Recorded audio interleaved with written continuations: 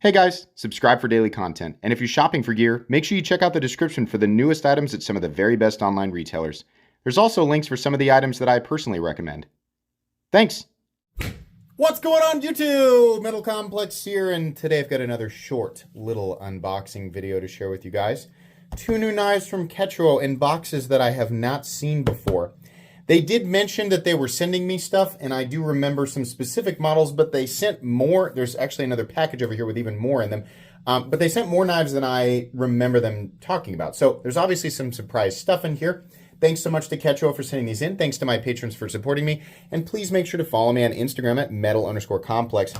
Whatever these are, I'll have them linked in the description. It does help my channel when you use those links, but that's entirely up to you. Actually, the links for Ketuo are not affiliate links, so there's, it won't help me, but they'll be down there for your convenience. Let's find out what we've got here. I think perhaps, oh yeah. I do remember this now.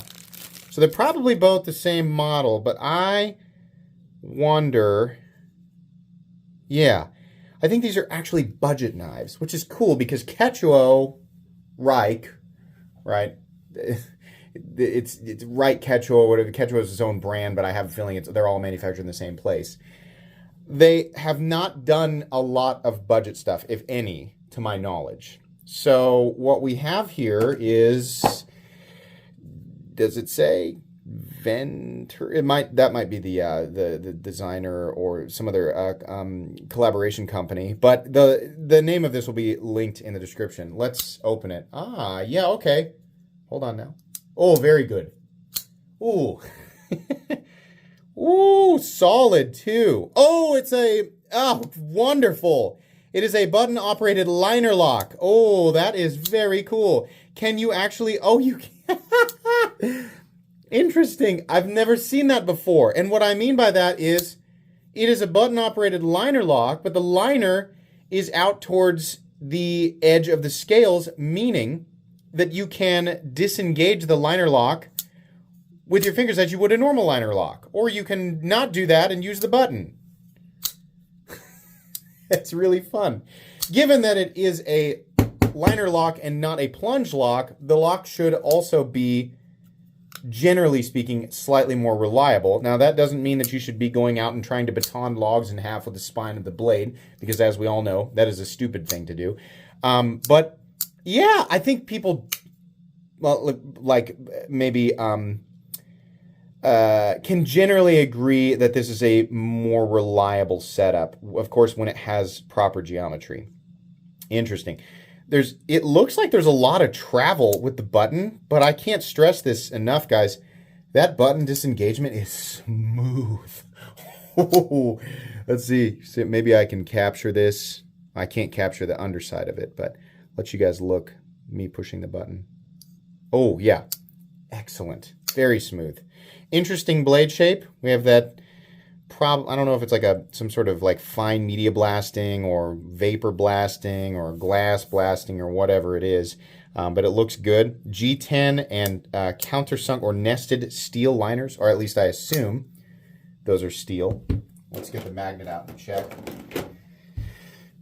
Yeah. Yep. It's wanting to stick to it. All steel. I am not a fan of the big lanyard loop at the end, but okay. Are these numbered? Wait, what is this? BSD. Okay. It is very comfortable. The shape of the scales and the texturing on the scales is very nice. Let's get the other one out. It's probably in a color that, yeah. So orange is fine, right? The benefit to orange, obviously, is, if your favorite color is orange, then great. But also, if you drop it, it's a lot easier to find, etc. I'm going to prefer, sorry, trying to get the exact, there we go. The black here, which I'm happy to say is the exact same. It feels identical. If I close my eyes, I wouldn't be able to tell the difference between the two. Very cool, very smooth. Yeah, I like this. The profile is whatever.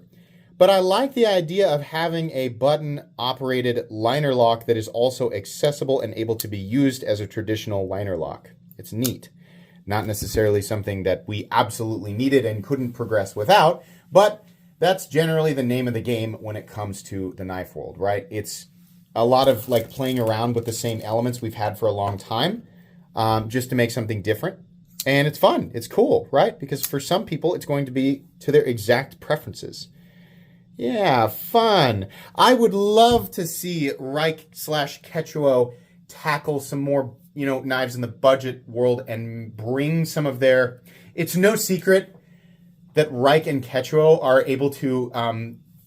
they are very creative when it comes to aesthetics and executing them on a really high quality level. And it would be so cool to see a lot of those elements brought into the budget or closer to the budget knife world. I'm assuming these are budget knives. It's hard to say without looking at the price tags, right? But I assume just given the materials. But the execution is very, very good. And I think this type of stuff, like their creativity and ability to execute properly, would be very, very welcomed in the budget knife world, where we don't see nearly as much of that. We see a lot of the same stuff over and over and over again, very simple things, high quality things, but very, very simple things. And so I think that would be really cool. Let's, who's gonna argue? Like that? Sure, people can always argue. It's just nice to have more options, right? That's what I'm saying. It's nice to have even more variety with a company, like Ketuo/Reich. The weight on this fellow is coming in at 3.17 ounces. I would venture to guess the black one weighs exactly the same. Yeah, okay. Close enough. Maybe the black dye weighs more than the orange dye. Let's measure these guys. See what we're coming in at. Overall length coming in at, to the handle, it's not even 6.5 inches. Actually on the smaller side, which is amazing because you really can get a full grip on this knife. 6.35 if you measure out to the end of the lanyard thing. It's almost 7 inches, about 6.9. Blade length is coming in at surprisingly 2.75 inches, bigger than I thought, and also the cutting edge is 2.75 inches. How about a few quick size comparisons, and then we'll wrap up this unboxing that is absolutely, definitely not a review. Unboxings and reviews are separate on this channel. Knives that are similar in size, the CJRB Pyrite and the Civivi Elementum. Perhaps the Spyderco Para 3 would be another good example. Probably the Ontario Rat Model 2. It's a smaller knife that definitely feels larger because of how they've set it. Almost like it's oddly enough, it's almost got Essie Izula 2 vibes. You know what I mean? The fixed blade.